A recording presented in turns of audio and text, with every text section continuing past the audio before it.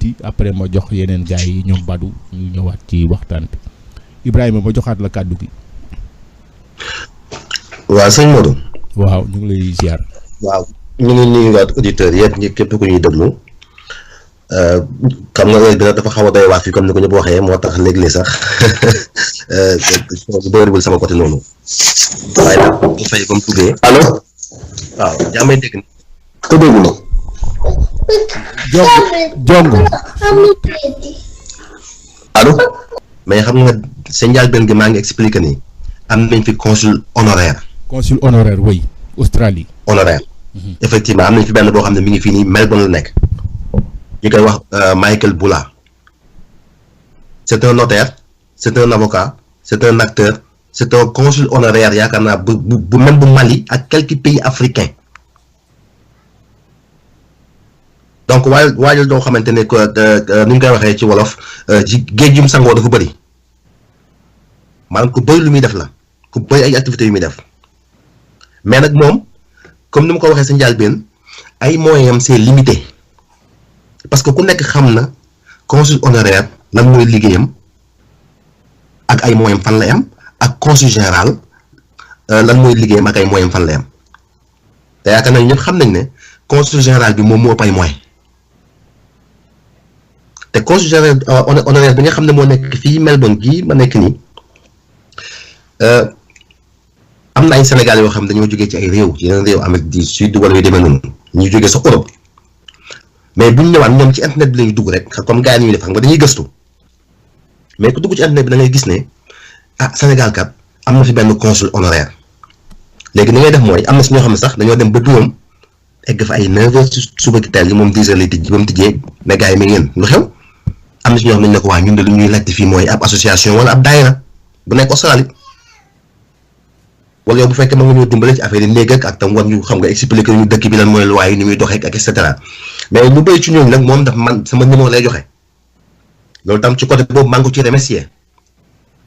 parce que tam def na geste yu rafet yu mel noonu yu bëri du benn yoon du ñaar yoon du ñetti yoon yoo xamante ne daf may yónnee man ay nit yoo xam ne ay Sénégal lañu ñu wàcc ci dëkk bi xamuñ fi kenn wala ilaa sax am na ñoo xam ne gaa tumuranke nañ waaye ñu ci bëri ci ñoom tumuranke wuñ laay wax parce que ñu bëri ci ñoom ci réew yu am doole lañ jógee ça veut dire que xam nga fii tam dugg bi métti na métti boo xamante ne ñu fi dugg ñu bëri ay kayit tubaab lañ yor ça veut dire que ni ñoom ba ñuy ñëw fii am problème visa amuñ problème yi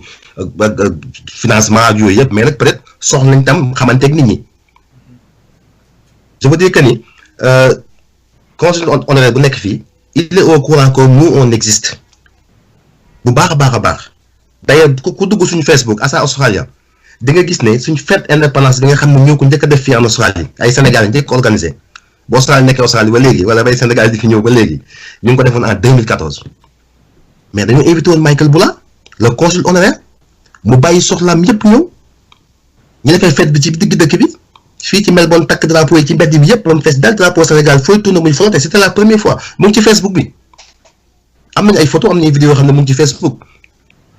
yoo xamante ne ça démontre que ni moom ci wàll bu ñëw na fa ba jël parole expliquer ñu moom lan mooy moom ak naka la amee comment dire naka la jotee liggéey boobu ak naka la nekkee consul ak fam jaar yëpp daal il nous a tout expliqué ba pare tam wax ñu lu mu man ak lu mu manul il nous a vraiment dit ça clairement que ni moom ay loxoom dañ ko téye lu mu man bëriwul mais moom il est au courant ça veut dire que ni tam moom xam na bépp Sénégalais boo xam ne mi ngi fi war na ko xam parce que man dama kaa yónnee liste chaque fois te lépp luy xew dañ koy invité ba mu des 4 avril bi nii invité naa ko mais après daf ne ma dafa am benn mission bu muy dem loolu moo tax ñëwul 4 avril bi mais en général chaque année daf daan ñëw te bu ñëwee tam na jël parole dina waxtaan ak ñun expliquer yan problème ngeen dafa am xam ngeen ne mënu ma leen dimbalee mais lu ma ci xalaat mooy lii lañu oote Japon et cetera ci kaw yooyu mais xam naa ne pour répondre question boobu que ni est-ce que Sénégal yi fi nekk yëgal nañ inscrire nañ ci liste comment ni ñu koy waxee ci consul bi am déet. mënuñ ko def mais Ibrahima ni nga waxee yow dafa mel ni consul honoraire yi man puisque un jour waxtaan na ak benn waa yu nekk Brésil mu mooy wax seen benn consul honoraire mais en général consul honoraire yi ay businessman la ñuy gën a nekk que ni def travail communautaire. effectivement si bari sax seen business su bopp dañuy dem ba am benn assise bi ba pare gouvernement contacté leen ndax seen position ne leen kat ndax mën ngeen defaale lii. mais booy xool li leen gën a yitteel mooy côté business bi surtout seen business bopp aussi quoi. muy dëgg parce que comme ni nga ko xamee ñun ñëpp wala ñu bëri si ñun consul honoraire c'est un privilège boo xamante ne un pays bu mel ni Sénégal wala Mali wala Guinée mën na ko jox ku mel ni Jean-Pierre nga xam ne c'est un homme d'affaires mën na ko jox titre boobu mais titre la boo xam ne en général dañ koy jënd titre la bu ñuy jënd ah tandis que nag consul général nomination la comme ñu ñëpp nañu ko xamee c'est ça la différence entre consul honoraire ak consul général loolu nag nit nekk na ci àll bi sax 45 ans xamu ko parce que mais Ibrahima mun naa laa poser benn question rek nga baal ma ci dog-dog bi. man la fay. gis nga consul honoraire yi ñuy wax nii yëpp évidemment c'est pas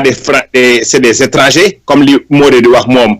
ñoom dañuy mën a poursuivre seen agenda moo tax li ñu bëgg a def nii soit ñuy bëgg a dans le temps et dans l'espace ñuy businessman yu bëgg a nekk politicien wala am une certaine influence comme un genre comme un Frank Timis wala yu mel noonu. effectivement mais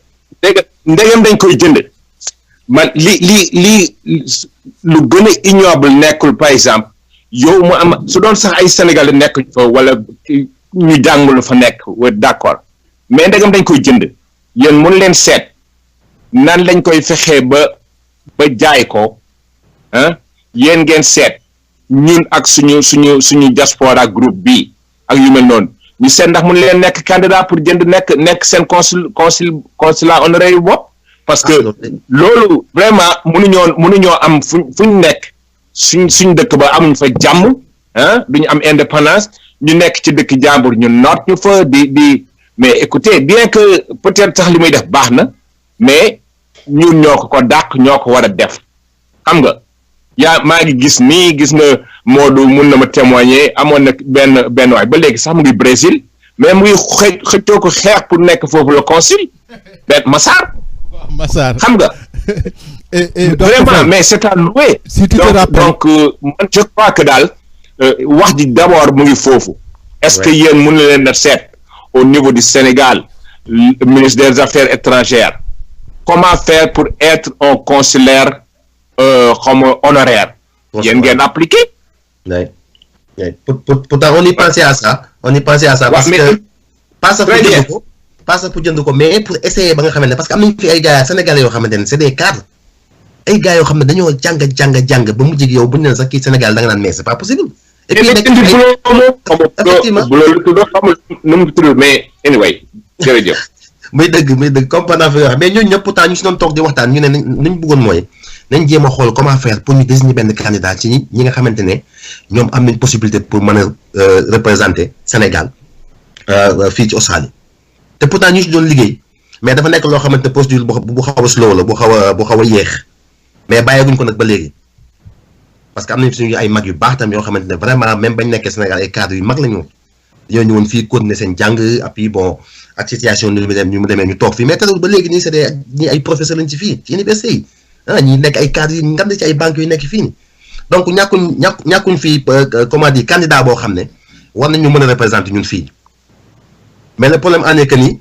d'après man sama expérience mu am ci àll beeg yooyu cas bu mel noonu mosoon na am je pense Gabon la woon c'était un Sénégalais un Libano-Sénégalais boo xamante ne c'était un commerçant un riche commerçant moo xam daf daan dimbale Sénégal yu nekkoon foofu bu ñu sonnaan ndeysaan ku ñëw amoo foofu fanaan mu lijjanti ba jox la néeg ku feebar mu dimbal la ñu faj la et cetera en fait compte Sénégal yi fa nekkoon yëpp li ma naan c'est dans les années 80 nag yu demee noonu Sénégal yi fa nekkoon yëpp daal ne waa mais ñun dañ ko bëgg a fal mu nekk suñu consul parce que kii li mu ñu defal gaa Sénégal sax defal ñu ko suñu papa suñu yaay sax defal ñu ko gars yi d'accord ci cadre yooyu waxtaan ak gouvernement bu Sénégal gars yi d'accord fal kooku mais bañ ko falee te li may wax nii ñi nga xam ne yàgg nañ dans le monde diplomatique xam nañ bu baax li may wax lan la bañ ko falee coow loolu dafa créé woon problème boo xam ne dans le milieu diplomatique sénégalais parce que diplomate yi nekkoon diplomate sénégalais dañ ne woon mais kii nii naka la man demee koo xam ne mën nañu wax ne jàng na mais peut-être musul xam na mooy diplomatie et cetera mais ça va dafa créé woon ay affaires yu mag ci biir diplomate sénégalais am na ñu bëri xam naa ñu ngi may dégg ñoo xamante ne bon c'est des diplomates de carrière wala dans les années yooyu ñoom ñu ngi woon ci liggéey boobu ñoom xam nañu baax li may wax nii mais c'est des facts mais nekkul loo xamante ne gaal yomb la mais ñun bàyyeeguñ ñu ngi ci ñu ngi essayé xool naka la ñu négocier ba mën a am suñu affaire suñu représentant bopp fii nga xam ne au moins sax lu fi dal nit lu fi dal Sénégalais sax ñu xam ne kat kii kat moo ko ay mbokk mi ngi nii wala bu demee ci bureau bii nañ ko mën a représenté wala nangam ak nangam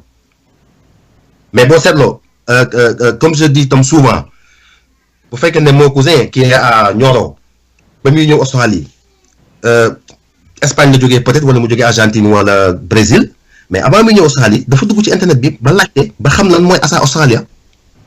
ba mu ne cëpp lu mu njëkk a def mooy dafa oote parce que sama numéro téléphone man mu ngi fa ci Facebook bi ñu ngi créé website mais comme ni ma ko waxee toujours affaire dafa xaw a yéex tuuti parce que fii temps bi la nit ñi amul ñu bëri ci ñun mais ku dugg ci Facebook bi dugg ci internet bi di nga gis ne lii mooy sama adresse kër suñu office bi foofu la nekk numéro téléphone baa ngi nii numéro fax baa ngi fa ak email adresse mais pourtant exemple mooy joxe nii comme sama cousin bi mais moom il a tout fait pour savoir que ni Sénégalais ñu ngi fi donc pourquoi pas gouvernement bu Sénégal ñoom it bu ñuy ñëw fii wala yu mel ni bu amee ñu dugg ci internet bi xool est-ce que am na ay Sénégalais yu fa nekk est-ce que ils sont au courant parce que ñun dañ daan jokkoo ak Tokyo d'ailleurs y a à peu près quelques yaakaar naa daaw la woon gouvernement bu Sénégal wala ministère de l'Intérieur avait envoyé quelqu'un de la direction des passeports pour mu ñëw prolonger Sénégalais yi nga xam ne ñoo fa nekk en Australie seen passeport bon ba mu ñëwee Sydney la njëkk am na fi une semaine après mu ñëw Melbourne am fi une semaine ci ñaari villes la dem Sydney Melbourne mais comme que à Sydney là-bas y a plus de des milliers de Sénégalais Sydney rek la fa nekk parce que Sydney daayira Tijaan bi foofu la nekk daayira Murit bi foofu la nekk boo seetloo yu bëri daal yoo xamante ne ci mbirum Sénégalais yi ci foofu la nekk mais nag peut-être que ñun boo gisee ñun suñu association bi nekk à Melbourne c'est peut-être que ñun ñoo leen gën a njaxlaf ci dagale nit ñi ci benn côté boo xamante ne ñëpp mën a xamante ak tam ko am problème yu dimbale et cetera parce que Sydney ville la boo xamante ne kenn amul jot foofu moom c'est autre chose waaw da ngay bokk nit peut-être ndey ak bàyyi sa ngeen bokk kër mais doo gis donc waxuma la koo xamante ne vraiment c'est un émigré bu ñëw di la oo naan la xam nga maa ngi taxaw ci gaar bi kaay jël si ma xam nga kon kooku doom jotam waaw ñun nag ñuy góorgóorlu parce que vraiment ñu ngi góorgóorlu bu baax di def lépp lu ñu mën ñi ngi sant yàlla itam parce que yàlla mu ngi dimbali ba nga xam ne am na ñu bëri ñoo xam ne dañ fii lañ jaar ñu bëri ñoo xamante ne bu tax donc association bi peut-être xanaa yàlla ak yonent bi rek moo leen mën a dimbali mais am na ci ay def nañ fi ay gestes yu bëri ay affaire de bonne volonté yu baax yoo xam ne comme li may wax toujours rek damay remercier bépp Sénégalais boo xam ne vraiment jàpp nga ci bépp Sénégalais parce que am na yoo xamante ne vraiment kenn nit mënu ko ñaar nit mënu ko ñett nit mënuñ ko affaire la boo xamante ne affaire association la affaire la boo xam ne affaire mbooloo la te comme ni koy gars yi di waxee toujours même boo duggee suñu Facebook la nga fay gis suñu slogan lan la mbooloo mooy doole yaakaar naa yow sëñ Modou gis nga ko. effectivement donc mbooloo mooy doole boobu gis dégg naa les gars yi di ko wax ci biir panel bi mais dafa nekk loo xam ne dafa am solo te ñu ñëpp buñ ci jàppee rek yaakaar naa ne daañu mën a avancer et puis bon peut-être lu bëri luñ bëgg nañ ko mën a am lu bëri nañ ko mën a am pourtant Youssou Ndour ñëwoon na fi daaw def fi concert boo xamante ne macha allah mais pourtant ak Sénégal dañ demoon Sénégal yi fa ne yu nekkoon fii presque ñëpp demoon nañ Baaba Maal la même chose ñëwoon na fi moom yaa 4 ans xaw ma 50 cela mais la même chose tam ça veut dire que waa Sénégal umpale wuñ ne am na ay Sénégalais yu nekk fii ci dëkk bi loolu moom à 100% umpale wuñ ko parce que déjà sax am na suñu gars yoo xamante ne am nañ ay connaissances au Sénégal léeg-léeg bu ñu defee ay fête dañ koy envoyé gars yi dugg ko ci am na ay journaux yoo xamante ne mooy journaux internet yu demee noonu ak ay wala témoin yooyu gars yi dañ ko ci dugal.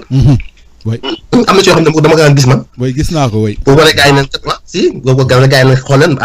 ñun kat ñu ngi Australie et puis bon tout le monde est welcome comme ni ñu koy waxee parce que dëkk bi dëkk la boo xamante ne dëkk immigré la comme ni ñu koy waxee saa su nekk.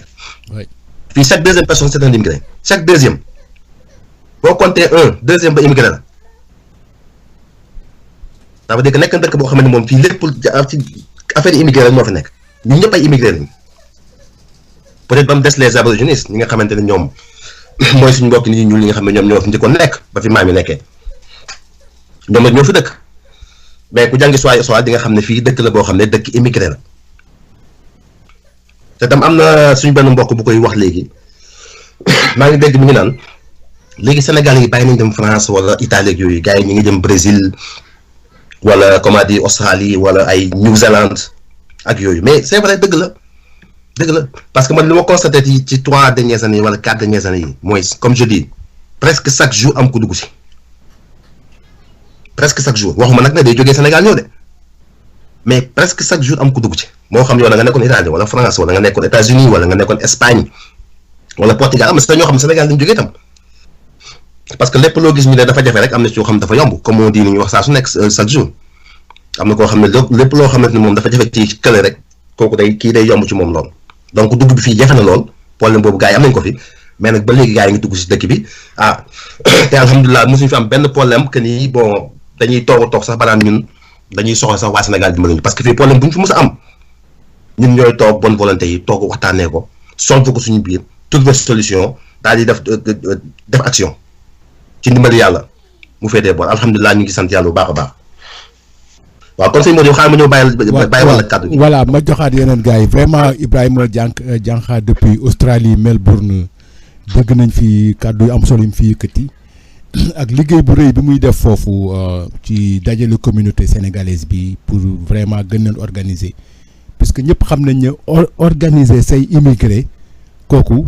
c'est un facteur de développement puisque sànq Mohamed Gueye wax na ko ne rôle bi nga xam ne immigré yi ñu ngi koy jouer au niveau du Sénégal ci stabiliser tension sociale yi nga xam ne mu ngi fay am par exemple bu fekkoon immigré yi dugaluñ seen loxo ci réew ma donc stabilité bi nga xam ne yaakaar nañ ko fa doon na gën a doy waar ndaxte wax nañ ko ne kër goo xam ne amoo ku fa nekk bitim réew aussi ñu ci bari da ngay am coono bi day gën a yokk donc organiser leen loolu dafa bokk ci ni Sénégal di doxee ba gën a mun a développer ba nit ñi gën a mu nekk ci jàmm puisque kat apport économique bu am solo lañu aussi ay ressources humaines yu am solo lañu puisque léegi Sénégal yi ngi gis ci diaspora bi lépp a ngi ci biir lu ne mën nañ ko def lu ne moom kay xanaa ñàkk jógagum moo ci nekk wala leneen mais te booy xool dëkk yu bari dëkk yu bees yu bari yu développé seen mbokk yi nekkoon bitim réew ñoo ñëw développé ko parce que da ngay génn gis ni réew di doxee réew yu mag ni muy doxee nga def comparaison moo tax toujours nit ñi di joxee exemple ci réew mi nga nekk ak ne Sénégal doxee ñu naan bu leen comparer France ak Sénégal wala bu leen comparer États-Unis ak Sénégal c'est que li ngay dund di ko gis yéene ko sa réew moom mooy waral booy wax des fois nga naan xoolal fii ni mu mel xoolal fee ni mu mel du question dañu leen di comparer mais lépp rek pour ñaax suñu waa réew pour ñu doxalee ni nga xamante ne bii dina mun a dem ba nga xam ne dina mun a jëriñ doomu aadama yëpp ndaxte gouvernement même buy def lu baax toujours dañ nga war a teg pression ci kawam mën nga ànd ak nguur mais du tee ngay tourner di ko bëmax pour mu jëf lu baax parce que lu baax du doy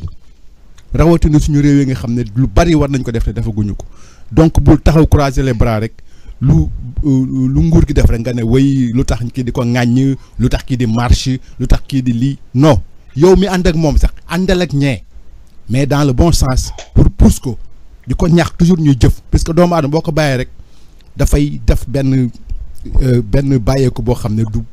amul warul nekk à tout moment rek war nga nekk ci action surtout suñu gouvernement yi xam ne ñu war a dafa bari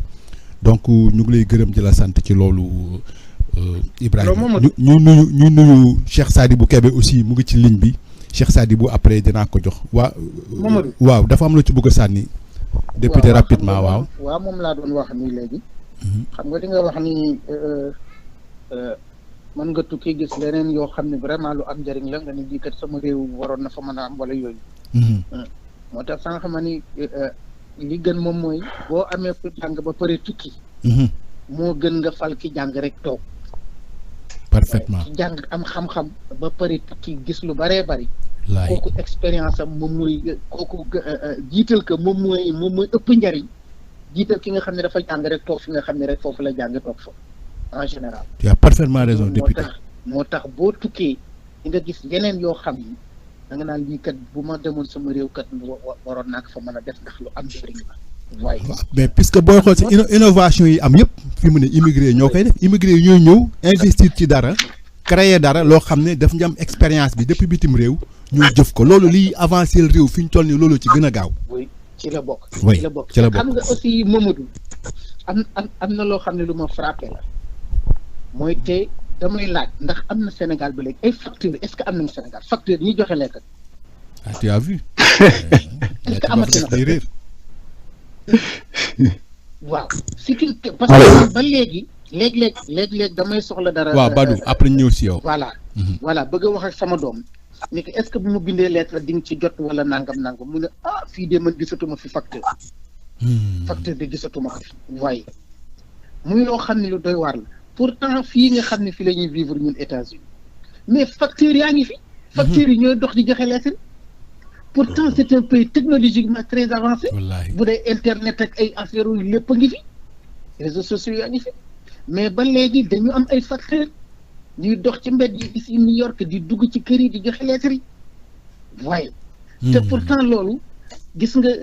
la poste comme ni ñu koy waxee poste mi ngi générer des revenus mi ngi générer xaalis boo xam ne war nañ ci mën a am ay emploi bu baax jeunes yi bëri war nañ leen ci mën a jël ñu nekk ay facteurs waaye. kooku kii emploi mais defe naa daal man sincèrement yëgutuma vraiment sentirutuma ni ndax facteur amatina di wër di joxe lettres yi daal ndax amatina Sénégal man daal c'est une question que je me pose bu amee koo xam ne nag am na ci lu gën a leer tamit na mu dimbali wax ma ndax facteur amatina ci poste. voilà loolu dinañ ñëw après député jërëjëf ci fàttali boobu donc. Badou ma jox la waaw. kookan la. allo oui. waaw Badou man la Badou. Badou depuis Paris oui allez-y. waaw sëñ Modou maa leen di nuyu bu baax di leen renouveler encore njukkal gi très important le débat là surtout le thème là d'aujourd'hui sur l'immigration là des Sénégalais très important maa ngi leen di nuyu yéen ñëpp nag ci panel bi di nuyu docteur Faye di nuyu gaa yëpp daal tout à l'heure député ba ngi lay nuyu yaa ngi may reeloo sax quoi bi ngay wax ay affaire facteur ak yooyu quoi c'est quelque chose dont j'avais parlé en dehors d'antenne et tout ça avec des collègues et tout ça dama leen ne man Sénégal daf ma jaaxal xanaa amul administration kañ dafa war a administrer population te xam naa ne de temps en temps sur les droits des citoyens yooyu xanaa de temps en temps ñu war leen di yónnee sax ay lettres wala yooyu di leen informer ci seeni droit wala yu mel noonu mais loolu daal dafa tumuranke ci réew bi amoon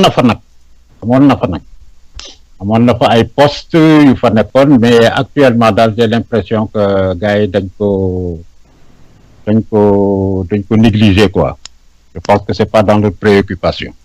Et effectivement, c'est un vivier d'emploi.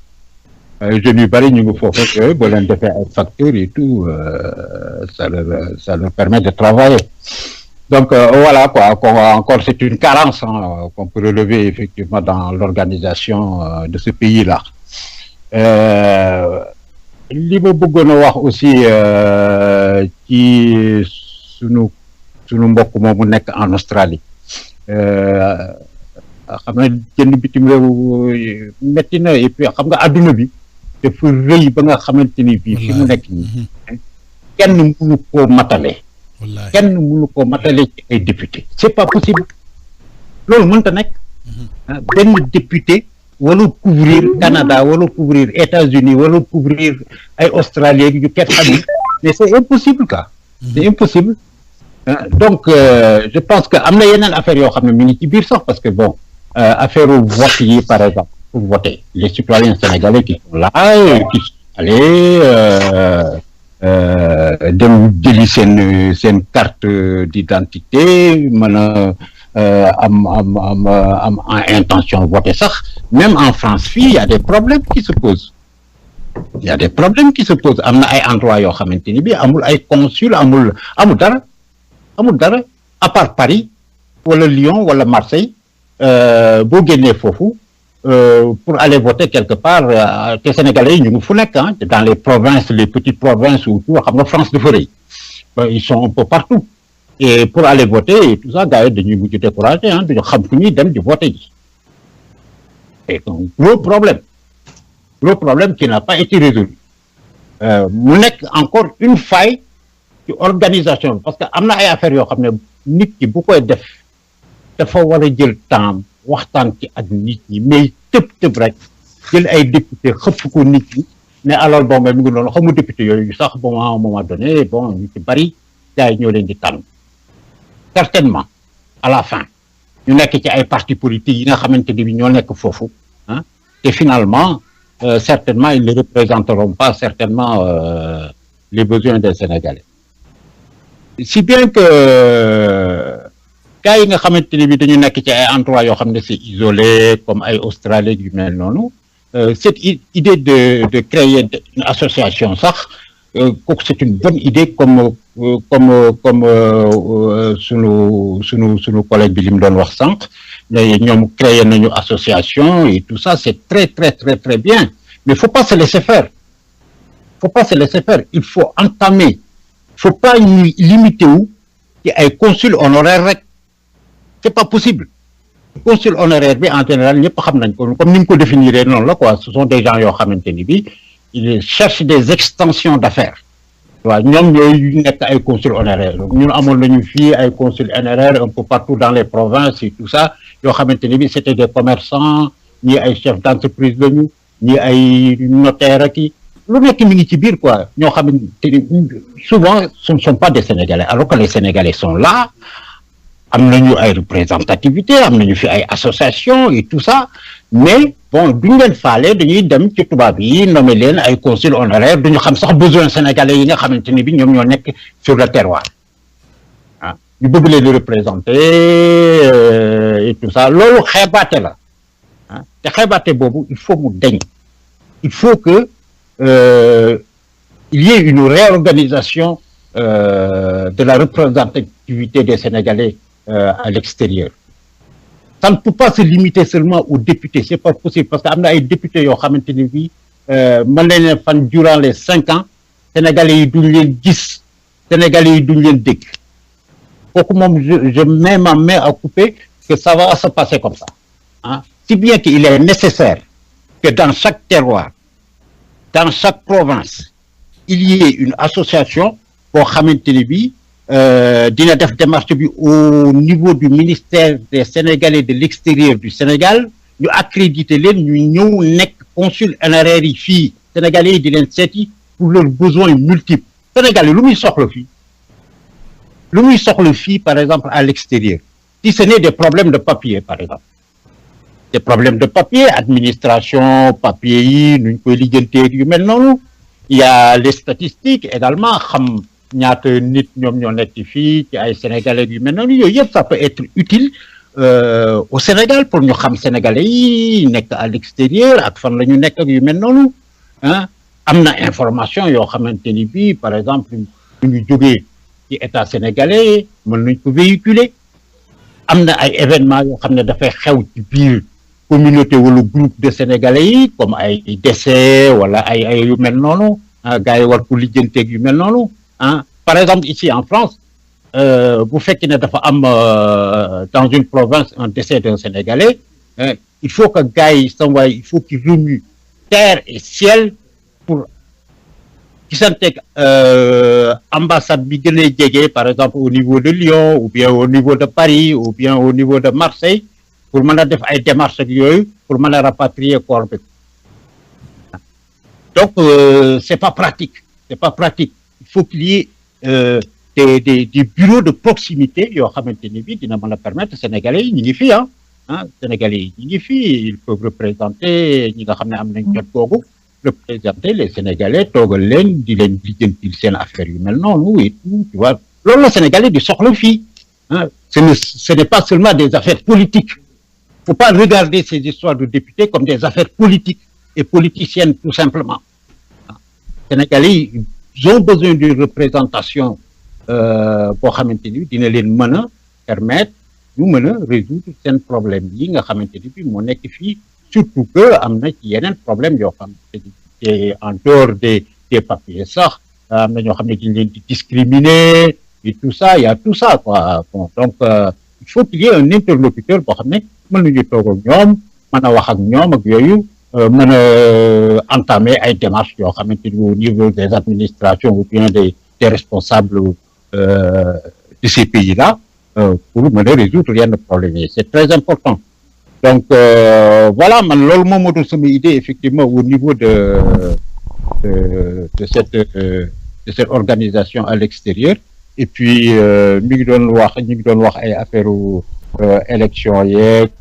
ay yu mel noonu et tout ça bon c'est ce que je voulais dire à ce sujet là quoi. Donc, merci beaucoup Badou, merci beaucoup Badou. Voilà donc ma terminer fii rek juste pour wax ne alors au niveau de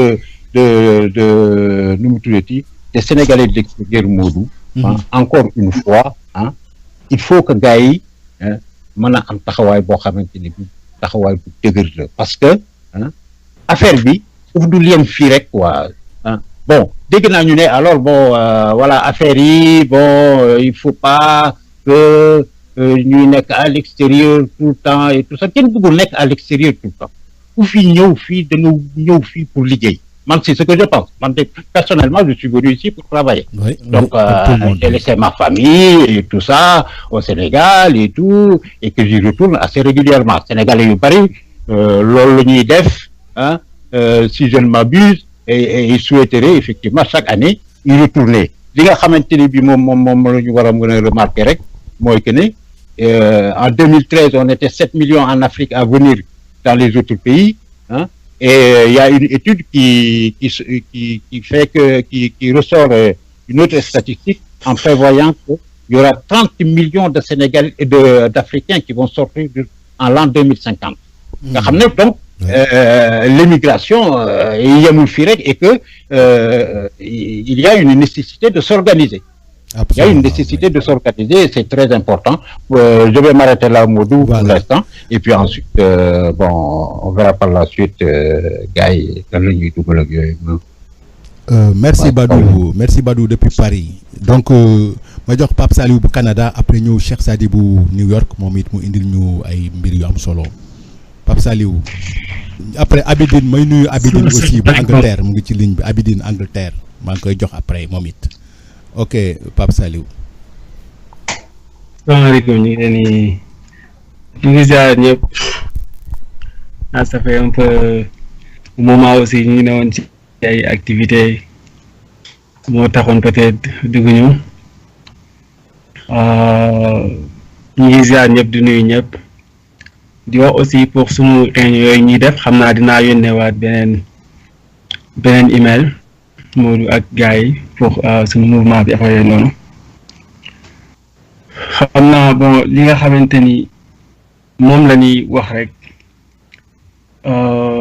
premier point bi di nekk concernant député yi xam naa duñ ci yàgg sax ndax man dañu perdre son temps rek encore di wax ci loolu malgré que lu xew la dafa ne sa dëkk ba ñu war cee wax mais di wax loo xamante ni xam nga ni da lay wóor ni daanaka du la amal njariñ xam nga daanaka dafa doy waar daal instant yi su fekkee dañoo bëgg a jël benn député jox ko waaye Amérique Australie xam nga mooy États-Unis boobu Canada xam nga ay Océanie xam nga loolu gàcce la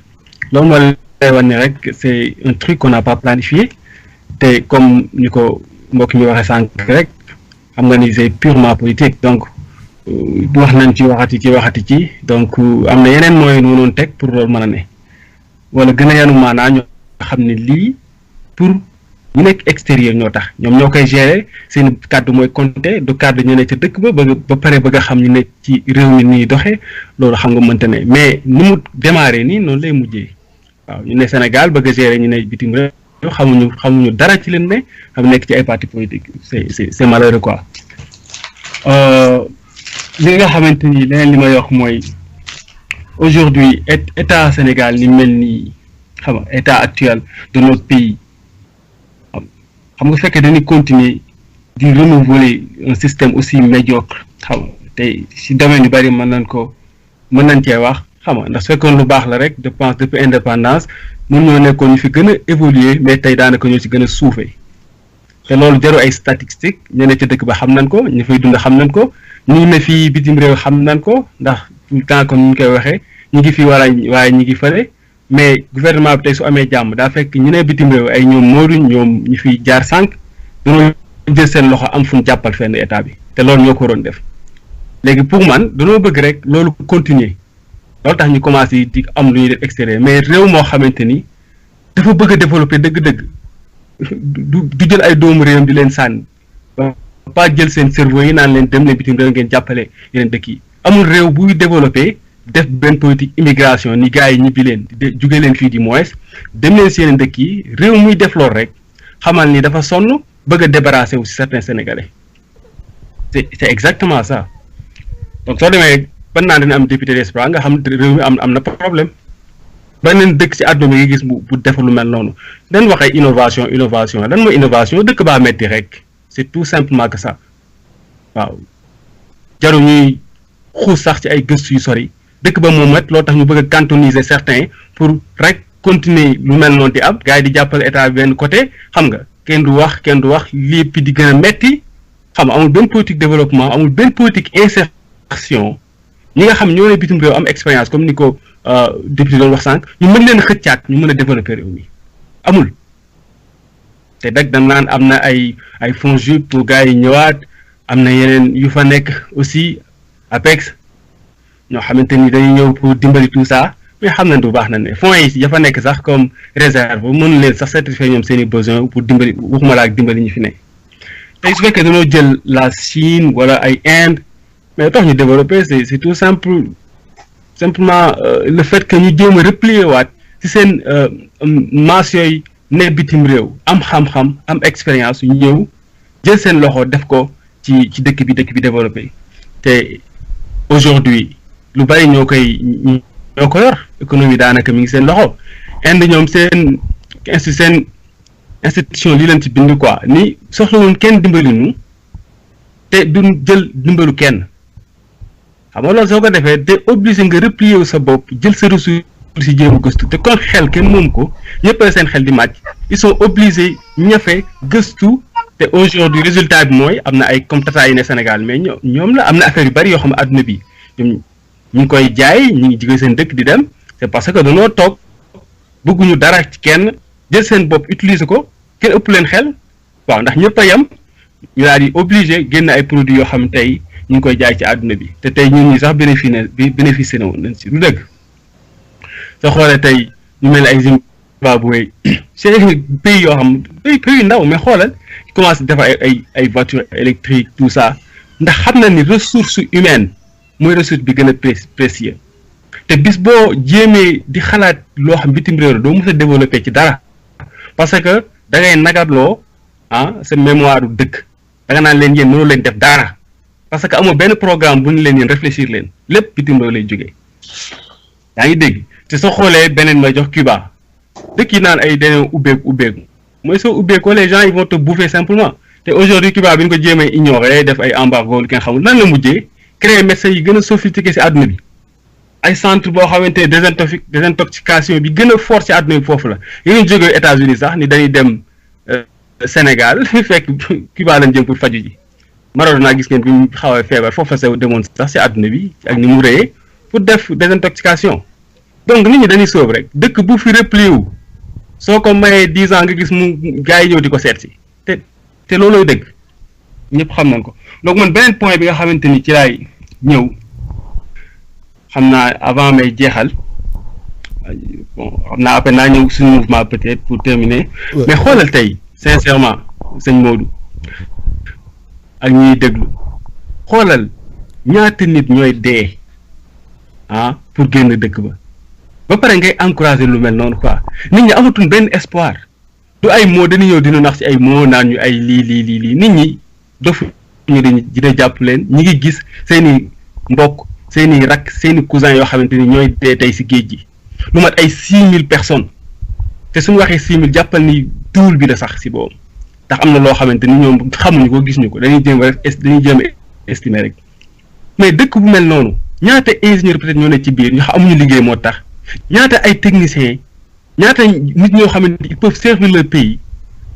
jóge seen dëkk nga yaakaar ni lu leen neex moo tax ñu jóge fa kan moo mën a am lu gën nekk sa dëkkam dafa teggi mais xam nga rek neexul ba neex mais c'est comme ça un système comme ça du mooy dimbali dëkk ba te suñu waxee ñu ne ñiy góorgóorlu mais ça marche pas ay plan émergent 80% wala 60 à 80% capitaux yëpp étrangers yi ñoo ko moom dañuy fay taxe bay dee ñoom dañ fay jóge ay 10 ans ñuy ko ne di fay autoroute à péage ñuy fay ba dee 10 ans léegi investissement yi fay def yëpp c'est des étrangers mais c'est de l'esclavage dëkk mënta développer ay ressources étrangères ñëw di ko gérer mënta ne donc ay dama jàpp nit ñi ay man xaw ma laa ko mën a tuddee quoi nit ñi sonn nan lépp metti na on continue ci méthode bii te amul kenn ku mën a wax pour jéem a dimbali dëkk ba ña fa ne xam nga loolu dafa metti fi may terminer Modou mooy léegi wax ji ñun dañuy wax ji dafa bari quoi tàmbalee ci man quoi xoolal tey instant yi ñi ngi naan association yi ay mouvement affaire yi noonu mais xoolal ñi ngi nekk ci benn panel bi tey su fekkee Modou tax ñu xamante nan su fekkee xamante naa ak docteur Faye ñu bari tey di ci dugg tey mais panel bi moo tax du dëgg a panel bi jug ni ñeen jéem a créer benn mouvement. allo waaw kooku. man la Moustapha Mouhamadou Moustapha. waaw Moustapha Diong xaaral une minute ma xool ndax Sadibou mu ngi ci ligne bi ba pare Cheikh Sadibou allo. d'accord. Cheikh Sadibou bon Cheikh Sadibou dafa mel ni dégguñu léegi Moustapha léegi yow bu ma la joxee ba pare da ngay ñëw ci Abidine Diop bu Angleterre Moustapha Diong. di la xamal ne la kontaan naa trop ci yéen. di la wax ne man su may tànn tey député sama député mooy doon Pape Salim ndax waxtaanam am na solo trop kontaan naa ci moom lool. jërëjëf. ñun man dama ko doon wax daan naa ko wax si samay waxtaan ma ni député yi ñu sànni yi daf ñuy sonal ci point boobu la Pape Salim gën a teg loxoom.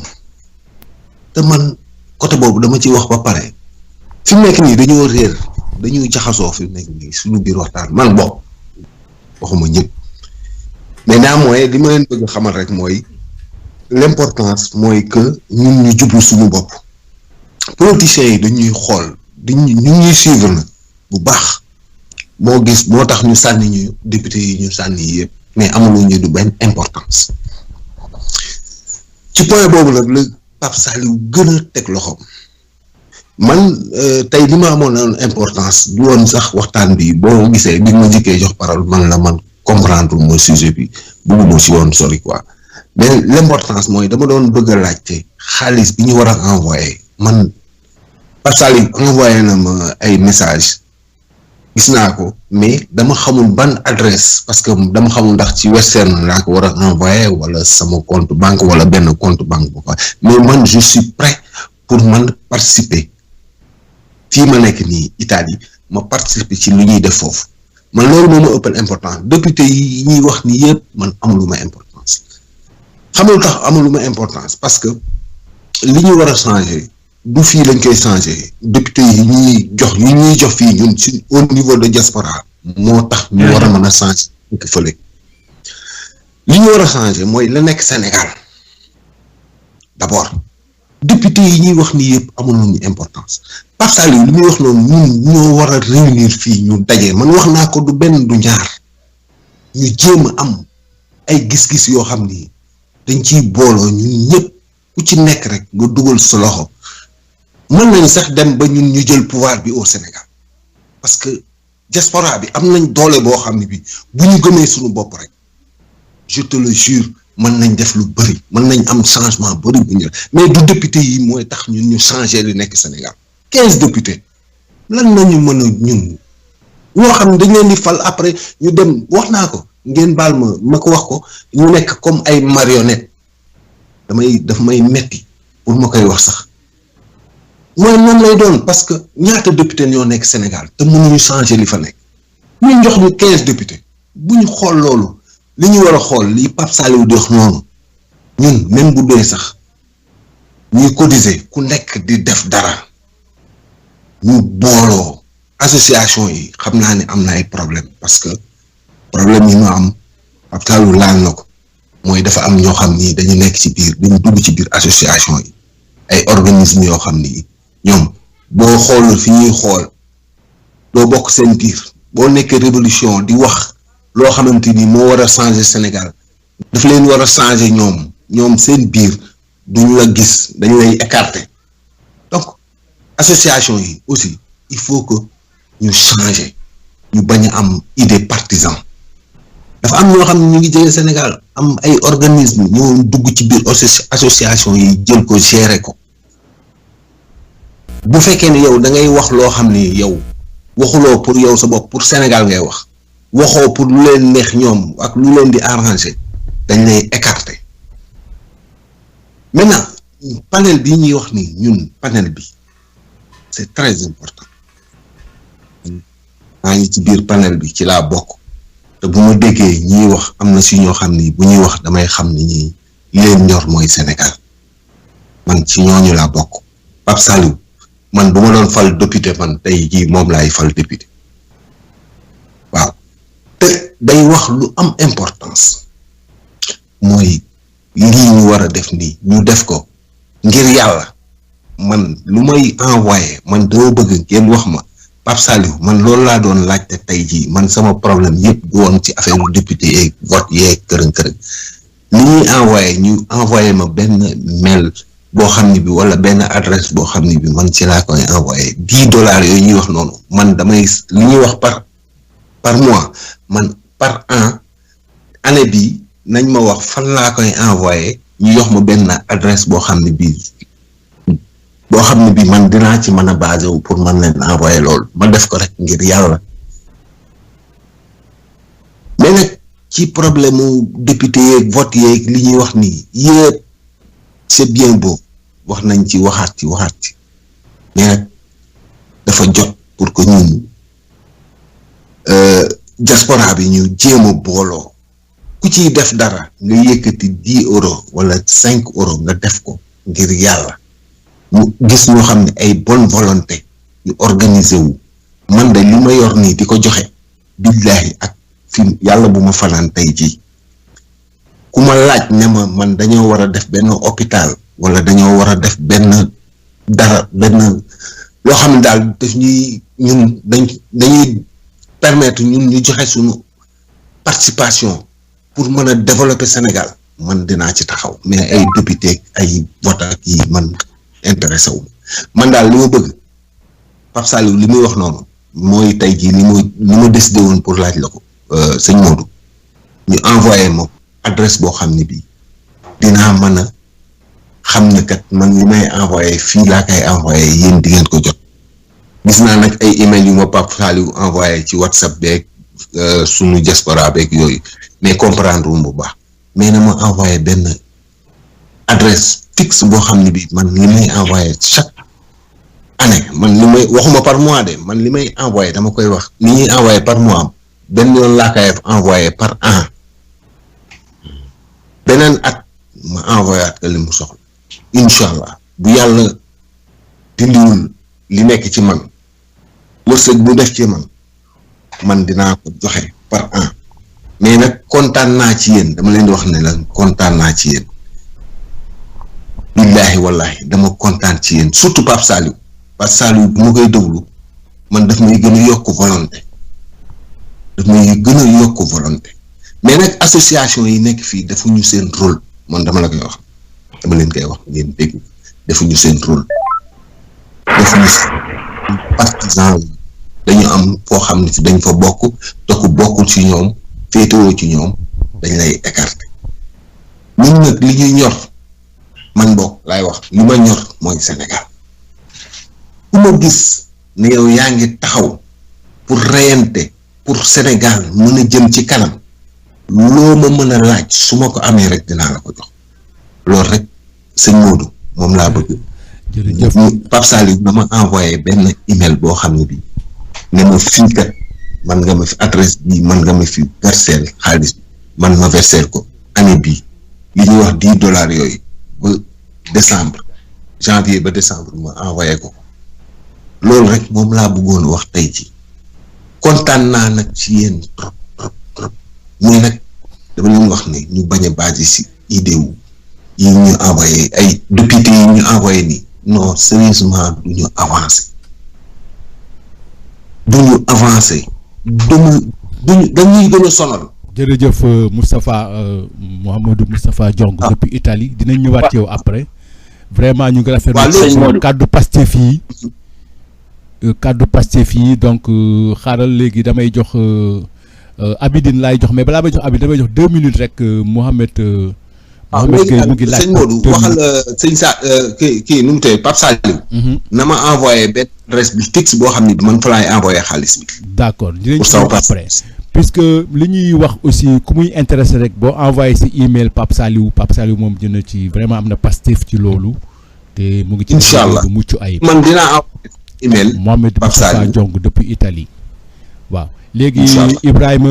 may fàttali ne Ibrahima Diankha mu ngi ci ligne bi ba léegi bu Australie tey vraiment moo ñu defal waxtaanu am solo wi léegi balaa may ñëwaat ci moom Mohamed dafa am lu mu bëgg a sànni rapidement rek te ku jël rek nga gaawal puisque ñeneen ñi jëlaguñu parole bi. ok merci Modou xam naa du ma yàgg sax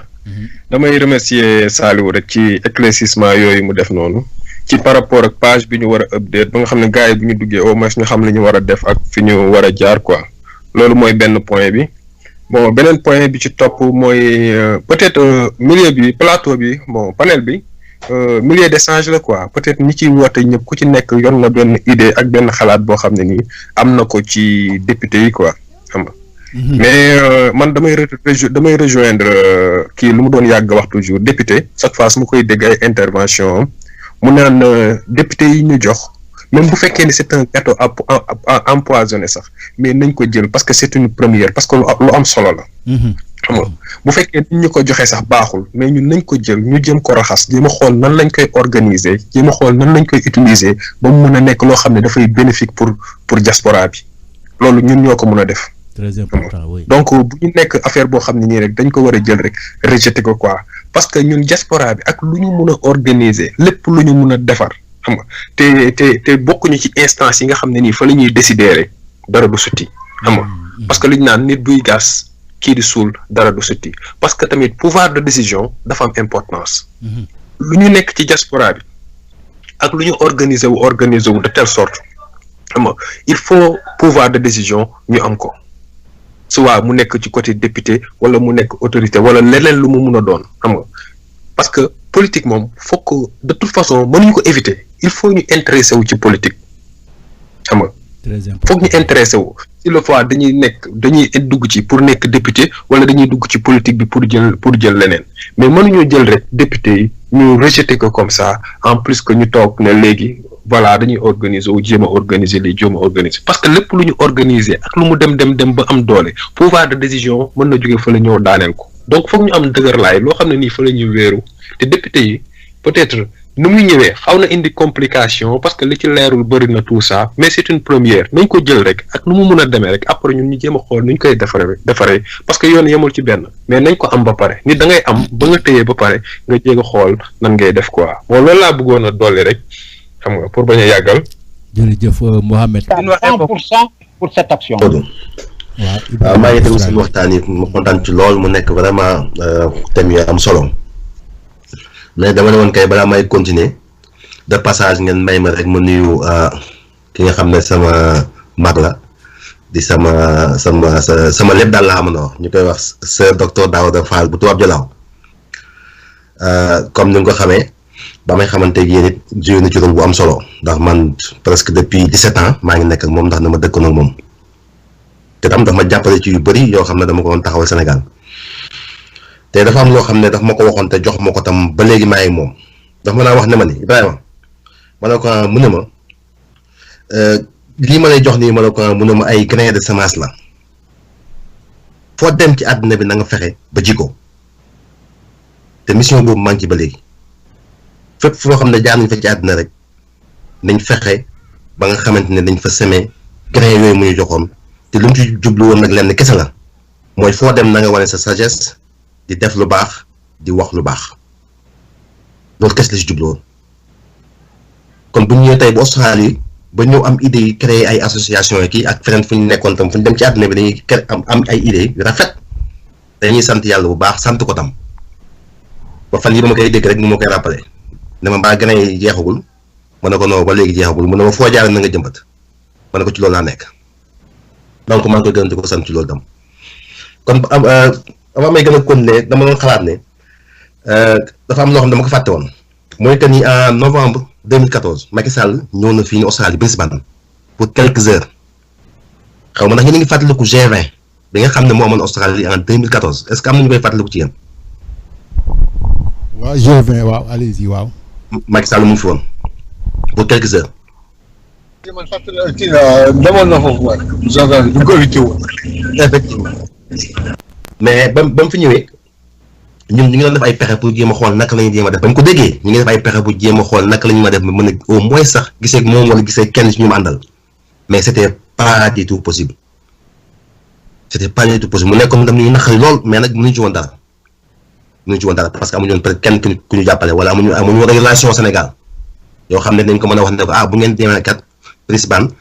Melbourne c'est même pas 45 minutes de vol même pas. te pourtant bu fekkoon wax nañu ne damaa bëgg ngeen ñëw seet si ma naa leen recevoir en audience kon jàpp naa ne boo moytuwul Sénégal yi nekk fii yëpp nañ dajee dem fa parce que déjà soriwul yenn sori yi loolu comme nañ nga xamee yéen ñëpp rek bon suñ gouvernement yi dañoo nekk gouvernement yoo xam ne seen bopp lañ fi nekkal wala au moins ñu bëri ci ñoom bopp ñi nga xam ne ñoom ñooy liggéey réew mi vraiment dañ leen seetaat bu baax a baax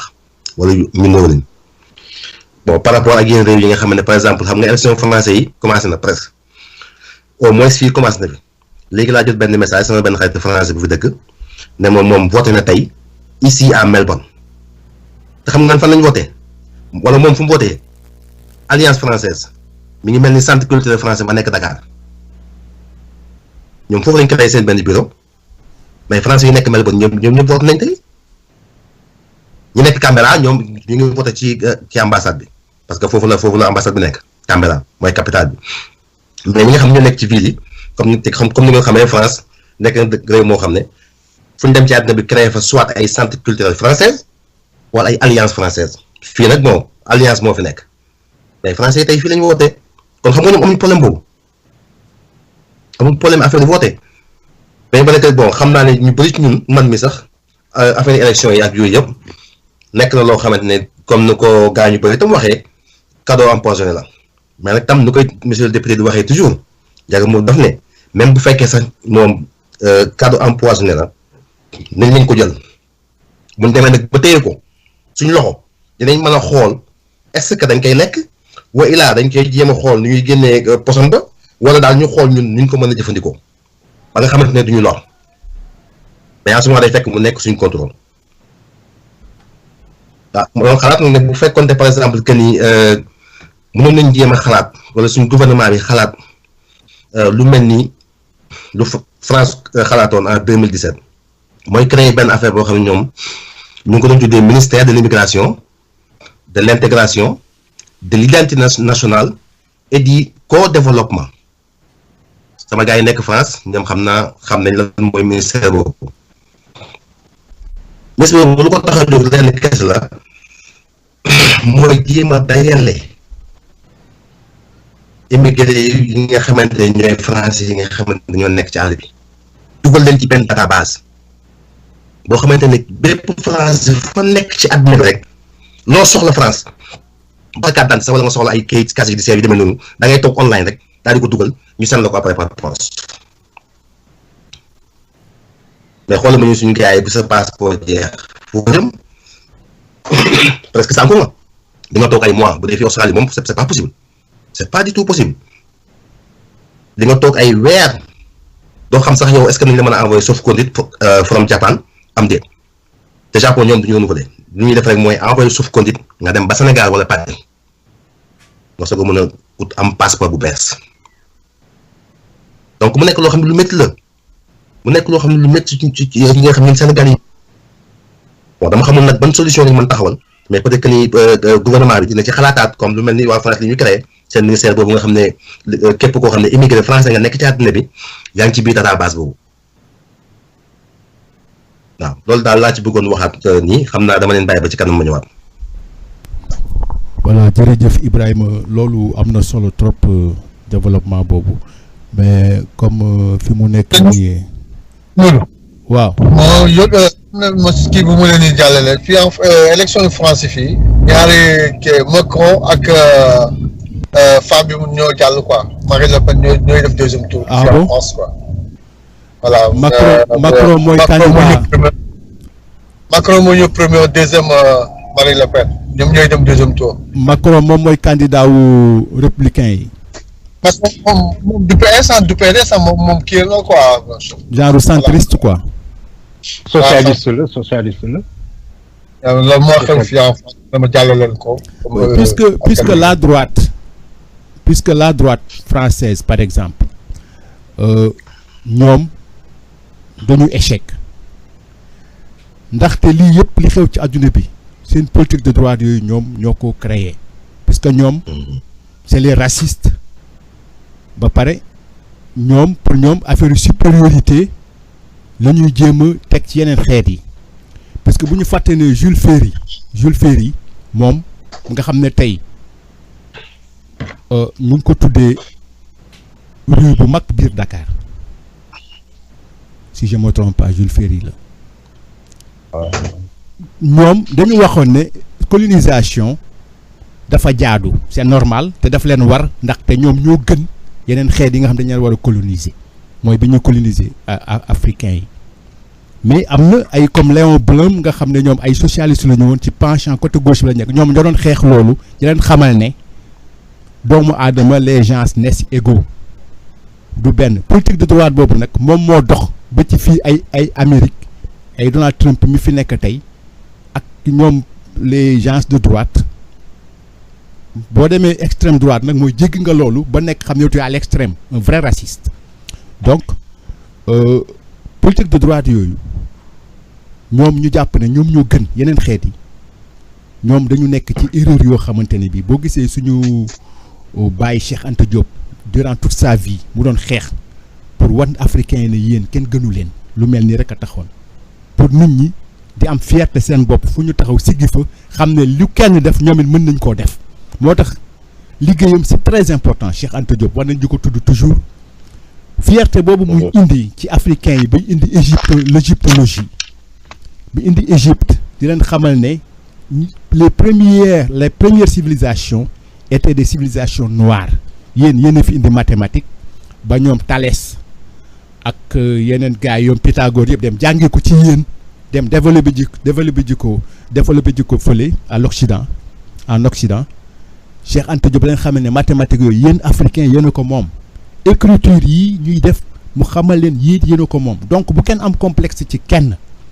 lu dëkk bu développé def ñun war nañ ko mun a def ba génn ci mbir mi kay mooy ñu am suñu njàmbaar ak suñu courage ak suñu pouvoir de décision ba pare ñeme il faut nga ñeme teg ci sa bakkan mais boo ñëwee croiser les bras sol sa costume loolu tubaab yi wax nga ne oui man ba may làkk tubaab oui damay wax lii oui langue française langue bu baax la ndaxte c'est une langue internationale puisque langue bu ñaari nit nga dëkk bii kenn dëkk bële ngeen déggante ci benn làkk boobu langue internationale kenn newul français bon na mais mën nañ ko utiliser comme langue internationale mais aussi ñu développer suñuy langue locale pour nit ñi mën a xam puisque boo xamul doo mën a jëf Cheikh Anta wax na ko. très important Modou. mais c'est ça important. français comme anglais la mel rek puisque boo dem gisee Rwanda ñu changer seen langue officielle def ko léegi Swahili la sax mais avant Swahili bi dañ ko changer woon français def ko anglais donc français ak anglais ñoo yem ak Swahili parce que c'est une langue internationale mais bul jël rek na yow français bi yow mais yenn yi da ngay waaru parce que ñuy langue puisque Cheikh Anta buñ ko nee ni policiers yi ñu naxee nit ñi da ngay ñëw. làkk français de ce fait baykat bi ne wuy sama ndey jànguma baadoolo laa léegi de ce fait léegi lu ko neex mu def quoi kenn doo ñemee ŋaan parce que da nga naan jànguma. waaw mais constitution Sénégal Modou constitution Sénégal kay français la ñu wax ne alors moom mooy langue officielle la. waaw puisque xam nga déggool. Modou t'as parfaitement raison quoi Modou je pense que. constitution xam nga déggool bi mu ñu jox indépendance dafa jël ñeenti mbir ne kii da ko imposer ne il faut ngeen continuer ko di ko def muy système militaire bi na continuer ni bu leen ko laal xam boo ragalee doo mën a def puisque boo def ni Sékou Touré def ñu gis Sékou Touré ni ñu ko yàq saccagé dëkkam mais fierté boobu Guinée da koy am ba léegi mu ne leen système militaire bu leen ko laal langue française da ngeen ko def langue officielle bu leen ko laal franc CFA bi bu leen ko laal système éducatif bi bu leen ko laal ñeent yooyu déggool joxoon ñu mais moom la ñuy joxalee ba léegi moo tax on n'est pas indépendant. bu ñu amee suñu xam-xam. kenn mënut a développé wu ci langue jàmbur. mais mënul nekk ak monnaie jàmbur. dañuy waxante dëgg. loolu mënul nekk ñun kay fu mu ne nii. bu France développé ñu noyyi tuuti bu rësee ñu gën a rës te loolu moo dul yoon war nañu am suñu yoonu bopp xalaat suñuy xalaat parce que comme dañu ne ñun ay borom xam-xam lañ Sénégal wax ñu la Sénégal dafa bari ay borom xam-xam. mais borom xam-xam dafay créer loo xam ne adduna bi da ci jëriñu. da ngay def loo Modou bu ma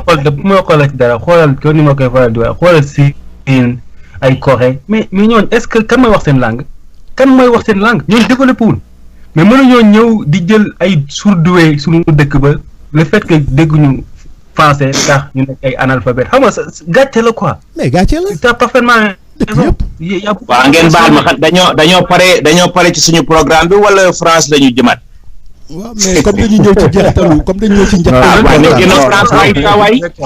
dañoo appuyer parce que parfois aussi si quelqu'un dit des trucs comme ça il faut appuyer quoi. non dañ doon wax rek ne France Le Pen moo fi xaw a nekk majoritaire. waaw d'accord nañ ci waaw Le Pen moom taxuñoo jóg moom.